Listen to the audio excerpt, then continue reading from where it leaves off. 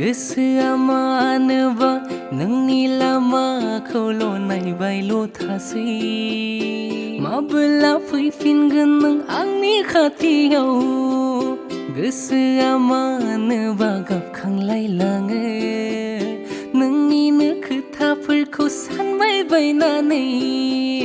जिउनि बे लामायाव थाबायलांनो गोसोमोन नोंनि आखाइखौनो हमनानै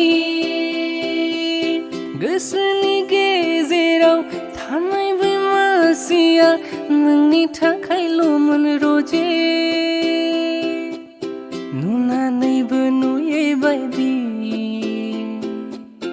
आंनि नाजानाया बेसेन गैयै गोसोआ मानोबा नोंनि लामाखौल' नायबायल' थासै माबोला फैफिनगोन नों आंनि खाथियाव गोसोआ मानोबा गाबखांलायलाङो नोंनिनो खोथाफोरखौ सानबाय बायनानै